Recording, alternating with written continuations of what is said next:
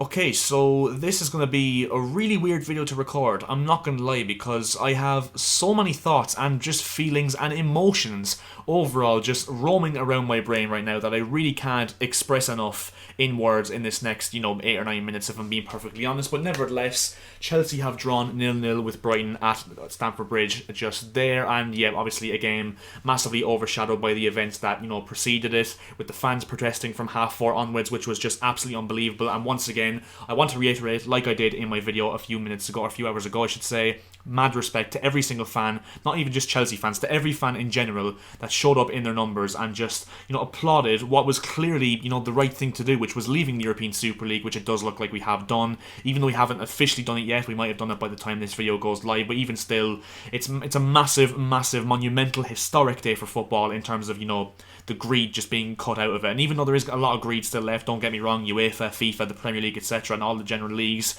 they have a lot to shout for in terms of, the greed overall. But a massive, step is taken today in the progression of football for years to come. And honestly, I applaud every single fan that stepped out in their numbers today and showed the balls and the character to stand up to these, owners who think they have it all, really.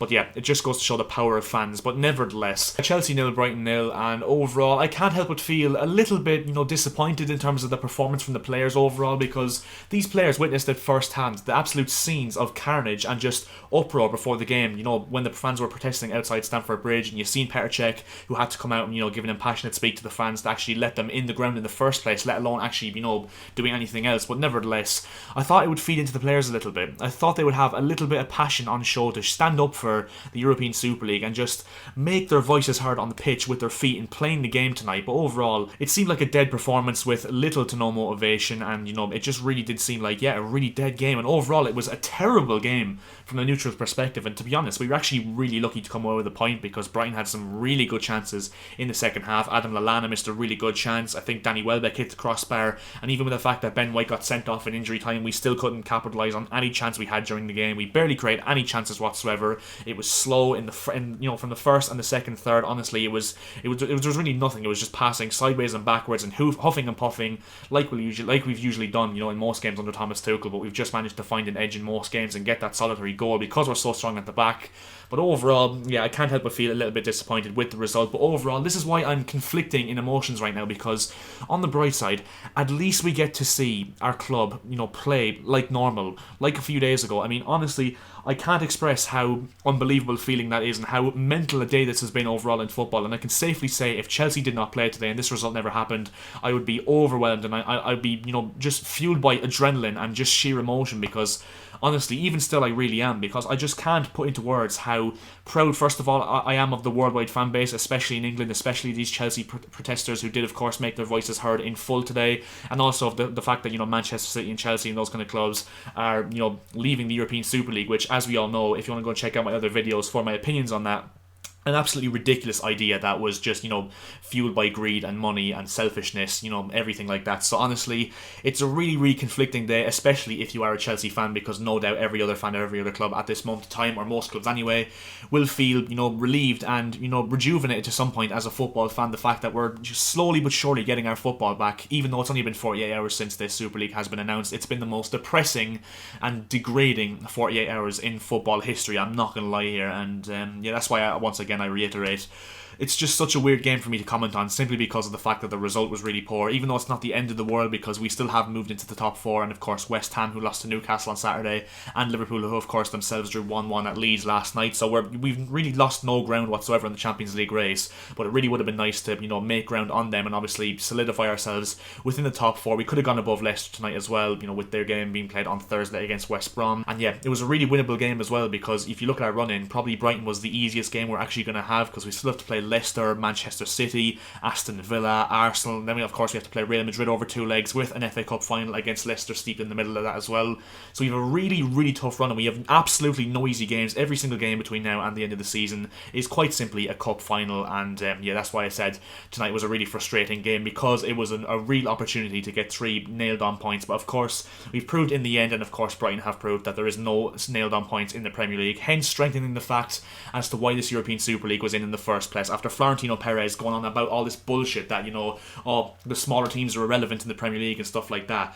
I think tonight and over the last few weeks, because of course Liverpool, who drew at Leeds, who weren't involved, Arsenal, who drew at Fulham, who weren't going to be involved, Spurs, who drew at Everton on Friday night, who weren't going to be involved in the Super League, it just goes to show the reason we love football is because of the uncertainty. And even though I fully expected Chelsea to win tonight, you know what? They didn't win. Why? Because football is a sport that involves uncertainty. And yeah, I really don't know what else to say in this game, to be honest, because I actually did put up on my Twitter, it was the first time in quite some time, the first time I can actually remember anyway, to my knowledge, where I actually don't know who played well for Chelsea. I do know it was a really poor team performance overall, but to be honest, I really can't pinpoint any strong performers from Chelsea, mainly because for at least the first 70 or 80 minutes anyway, I really was focused on, my mind was elsewhere, if I'm being perfectly honest, and I really couldn't focus on the game. It was really, really difficult, and that's why I feel like it's so hard, especially with the fact it was a 0-0 draw as well. I can't even just, analyse the goals or anything like that, or analyse, anything that happened really in the game, because it was one of the most boring games I think you'll ever witness.